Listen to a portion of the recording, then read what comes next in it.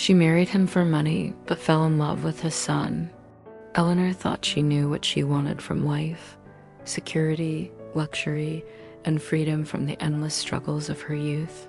When the wealthy and much older businessman Henry Whitmore asked for her hand, she accepted not out of love, but for the comfort his world promised. His estate in the rolling countryside of Surrey dazzled her with its manicured gardens, chandeliers that glimmered like stars, and halls that whispered of privilege. She told herself it was enough, that love was overrated, that she was too practical for such fantasies. But then she met his son, James. At first, their connection was polite, even cold. James, with his sharp jawline, piercing blue eyes, and restless spirit, seemed to see through Eleanor, as if he knew she had not married his father for passion. He was younger than her by a handful of years, yet there was something about him that unsettled her, a dangerous mix of arrogance and sincerity. One evening, as rain lashed against the glass windows of the Whitmore Manor, Eleanor found herself in the library, fingers tracing the spines of old books when James entered quietly. Their eyes met, and for the first time, she felt something real flicker inside her. A silence heavy with unspoken words stretched between them, broken only by the storm outside. That night was the beginning of an uncharted path, one that neither of them could escape. Days turned into weeks, and Henry's constant travels left Eleanor alone in the vast house, where James lingered more and more. A glass of wine by the fire turned into conversations about art, music, and the dreams neither had dared to voice aloud. James spoke of feeling trapped under the shadow of his father's empire, while Eleanor admitted she often felt like a guest in her own marriage. Their hands brushed, once by accident, then later with intent, and the air around them grew charged, fragile and undeniable. One fateful night, when a dinner at the manor ended with Henry excusing himself early for business calls, James found Eleanor on the balcony, her silk dress dancing with the wind, her eyes glistening with something like sorrow.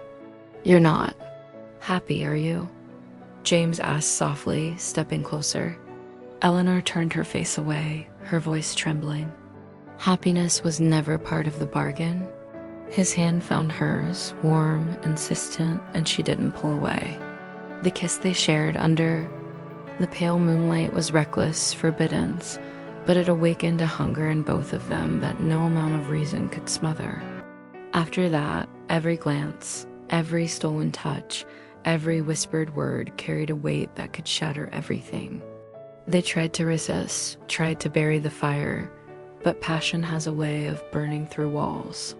Nights in the countryside turned into secret rendezvous moments in the stables, laughter in the gardens, stolen hours in hidden corners of the estate.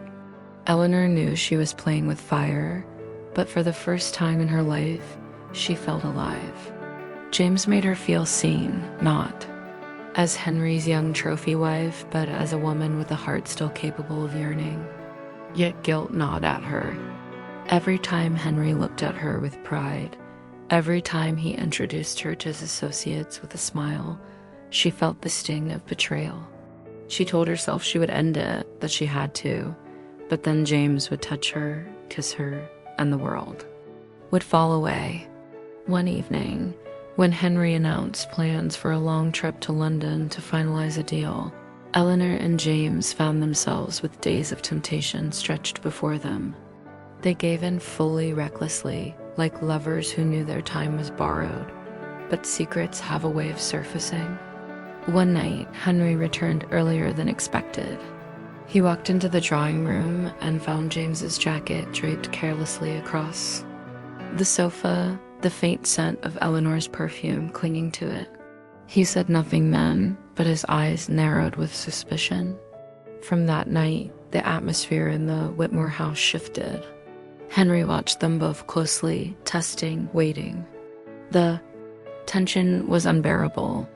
Eleanor felt like the walls were closing in, yet she couldn't stop seeing James. Their love had become an addiction, intoxicating and destructive. Finally, the storm broke. Henry confronted Eleanor one night in the study, his voice cold as steel. "Do you take me for a fool?" he demanded, slamming a glass onto the table. Eleanor's lips trembled, her eyes filled with tears, but she said nothing. Silence was an answer in itself. James stormed in, standing between them, his jaw clenched. "She doesn't belong to you?" "Not really. She never did." Henry's face turned red with rage, betrayal etched deep in his features. The confrontation tore the family apart. Henry disowned James on the spot, throwing him out of the manor, his voice echoing with fury. Eleanor stood frozen, her heart splitting between loyalty, guilt, and love. She tried to follow James, but Henry's voice stopped.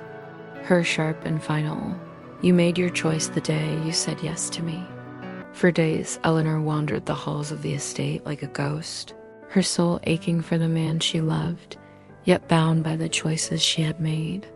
Finally, unable to endure it any longer, she packed her bags and left, abandoning the gilded cage she had once thought she wanted.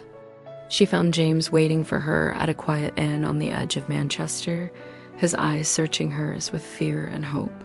When she stepped into his arms, she knew it was the beginning of a life filled with uncertainty, but also with truth. They had nothing now, no wealth, no protection, no easy comforts, but they had each other. And for Eleanor, that was worth more than all the diamonds in Surrey. Their love story became a whispered scandal, their names carried on the lips of gossips across the countryside, but neither cared. For in the end, Eleanor had traded security for love, and though the world called it folly, she finally felt free.